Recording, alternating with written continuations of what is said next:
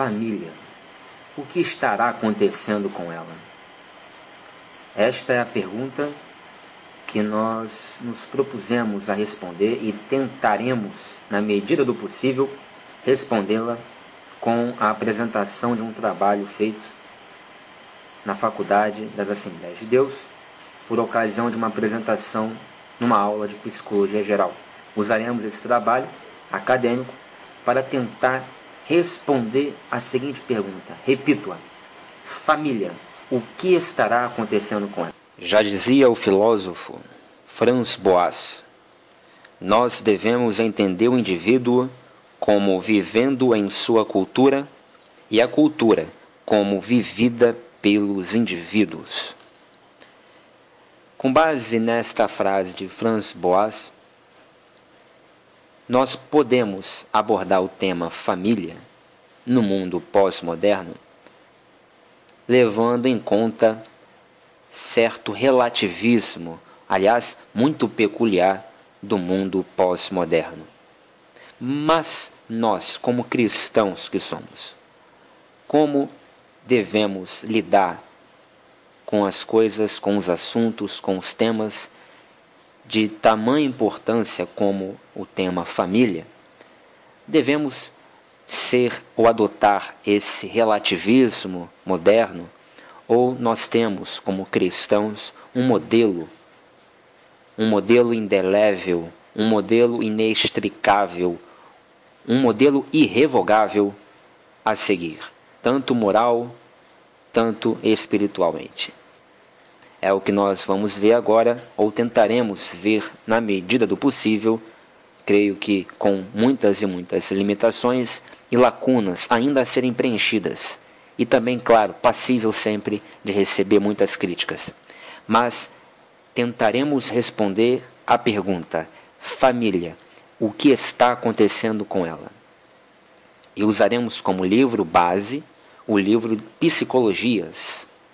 Psicologias, uma introdução ao estudo de psicologia, livro da editora Saraiva, já em sua talvez 15ª, 16ª edição, talvez, de Ana Mercedes, Odair Furtado e Maria de Lourdes.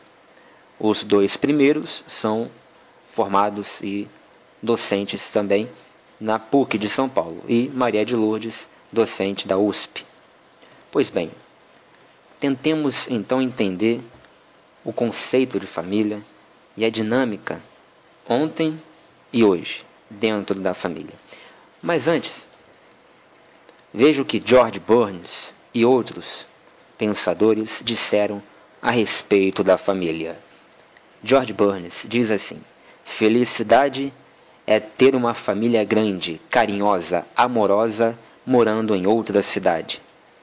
Com muita ironia, é claro, é que George Burns diz uma concepção muito, aliás, muito engraçada, mas sem dúvida nenhuma contém um quê de verdade. Luiz Gasparetto já diz: a verdadeira família é aquela unida pelo espírito e não pelo sangue. É uma concepção espiritual de família. Aliás, como espírita que ele é. Platão, ele já dá uma hipervalorização à figura materna, quando diz: tenho irmãos, pai, mas não tenho mãe. Quem não tem mãe, não tem família. Rosana Gabriel, psicóloga, diz: adquirimos modelos em nossa infância e hoje nos comportamos como tais.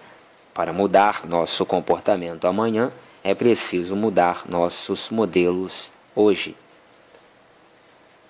Aristóteles diz: no Estado pode haver vários chefes. Na família só pode haver um. Francis Bacon diz: o amor da pátria começa na família. São frases para pensarmos. São concepções de família um pouco dessemelhantes.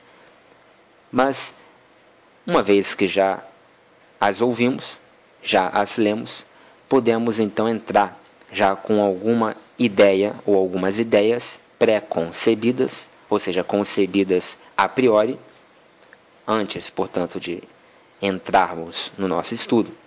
Podemos então entrar no nosso estudo e gostaria de fazer inicialmente uma diferença entre conceito de modelo e o conceito de modo e o conceito de forma. Modelo, modo e forma. O modelo, segundo o livro, segundo os autores do livro Psicologias, o modelo tradicional de família, pai, mãe, prole, é usado para classificar todos os outros modos de organização familiar como desestruturados, desorganizados e problemáticos. É impossível não reconhecer a validação de outras formas de estrutura familiar. É só ver os estudos e reportagens feitas sobre o tema. Perceba como o livro, como os autores abordam a família tradicional, aquela composta por pais e filhos, pai, mãe, prole. Eles a chamam de modelo tradicional de família. E, para se referir a outras formas, a outros modos de organização familiar, eles não usam a palavra modelo, mas sim modos ou formas de estrutura familiar. Portanto, para nós é fundamental fazermos uma discrepância, uma diferença entre modelo, modo e forma. O que seria modelo? Modelo, por exemplo, modelo de aparência. Temos mulheres de antigamente, Idade Média, por exemplo, que possuíam um modelo de beleza um pouco diferente do modelo atual, mas, ainda assim, eram modelos a serem seguidos. Tanto é que, no caso da Idade Média, estas mulheres eram pintadas, inclusive pintadas nuas, e, na atualidade, onde não se pinta como antigamente, a pintura não tem o espaço que tem antigamente, mas as mulheres que perfilizam o padrão, o modelo de beleza mediatizado ou midiático, estas estão sempre estampadas nas capas de revistas, CDs ou cartazes de anúncio de filmes. Estão sempre na televisão, como uma vitrine, mas são modelos. Mas modos e formas de beleza, de aparência, diferem. Veja que você tem em cima 2 modos ou formas de estética, de aparência física, e embaixo, atualmente, 2 modos e formas de aparência física. Mas essas formas, estes modos de aparência física, não são o modelo, nem quando nos referimos a ontem e nem quando nos referimos a hoje. Vimos o modelo de ontem, o modelo de beleza de ontem. Comparamos com o modelo, com a forma, com um modo de beleza diferente do modelo. Percebe-se que não é igual. E se compararmos o modelo de beleza atual com outros modos e formas de beleza ou de aparência, vemos também que não estes modos e formas, apesar de serem outros modos e formas, outras formas de beleza, outras formas de aparência, não são iguais, não estão equiparados ao modelo. Portanto, modos e formas não são modelos, ou o modelo, modos e formas, sempre estarão abaixo, atrás do modelo, em termos de qualidade. O modelo é o padrão de qualidade ideal a ser seguido. Modo e forma não pressupõem e nunca pressuporá um modelo, uma forma, um padrão de qualidade a ser seguido. O modo e a forma sempre estará qualitativamente abaixo do modelo. Nunca alcançará qualitativamente o modelo. Pois bem, então deixemos modelos, modos e formas de lado. Qual é a conclusão que temos a respeito disso? Apesar de existirem modos e formas particulares de estética e beleza, somente um modelo é convencionado. Muitos podem ser aceitos, mas somente um é o modelo.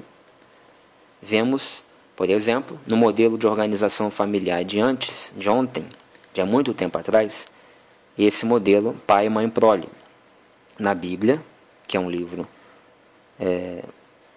o livro dos livros da cultura ocidental, nós lemos já em Gênesis 2:24 o ideal de família deixado por Deus. Diz assim: portanto deixará o homem o seu pai e a sua mãe, e apegar-se-á à sua mulher, e serão ambos uma só carne, uma carne. Este é o modelo de organização familiar deixado por Deus. E conseguimos ver que este modelo logra êxito e vem logrando êxito ao longo dos séculos e séculos e séculos de forma inalterada. Claro que não foi sempre que existiu e não é sempre que é seguido e foi seguido este modelo. Veremos mais à frente, em tempo hábil, oportuno, que outras formas de família também existem e ou existiram.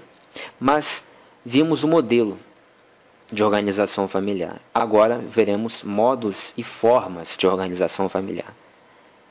Por exemplo, antigamente, há muito tempo atrás, ainda na Bíblia, vemos lá em Levítico 25, versículos 5 e 6, o seguinte texto: se morarem irmãos juntos e um deles morrer e não tiver filhos, a mulher do defunto não se casará com um homem estranho de fora. O irmão de seu marido estará com ela, recebê-la-á por mulher e fará a obrigação de um cunhado para com ela. O primogênito que ela lhe der sucederá o nome do irmão falecido, para que o nome deste não se apague de Israel. É a famosa lei do levirato. Levirato porque levir em latim significa cunhado, ou seja, a lei do cunhado, vamos colocar assim para que possamos entender melhor. O cunhado assumia as obrigações para não deixar a sua cunhada, desamparada.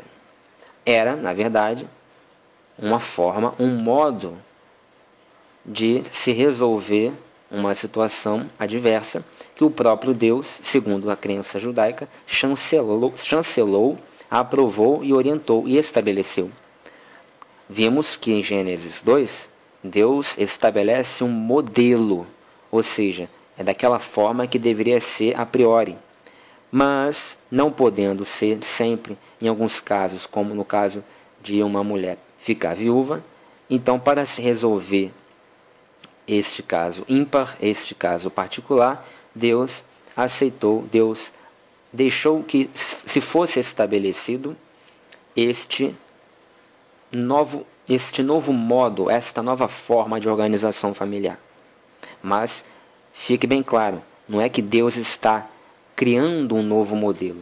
Veja que o modo ou essa forma de organização de Levítico 25, esta forma de organização familiar, é apenas para quando, nos casos em que uma mulher fica viúva e os irmãos moravam juntos, e quando um deles morre, no caso uma esposa dessa mulher, e não havendo filhos, porque o objetivo era perpetuar o nome do falecido, o nome da família, lembrando que a linhagem familiar era muito importante para aquele povo, naquela cultura, as descendências. Então, não é que o caso particular de Levítico 25, 5, 6, ou seja, a lei do levirato, não é que essa lei do levirato devesse valer para todos os outros casais, somente, porém, para aqueles casos específicos, determinados como no versículo 5 e 6 do capítulo 25. Agora, se você olhar para hoje, você vê que há o modelo, que continua sendo o modelo bíblico, pai, mãe, prole, que muitos e muitos movimentos, forças contrárias, movimento gaysista, certos movimentos políticos tentam, e claro, Satanás, que sempre está por trás, tentam modificar o modelo pai, mãe, prole, que é o modelo bíblico, e empurrar a goela abaixo da sociedade outro modo ou outros modos ou formas de organização familiar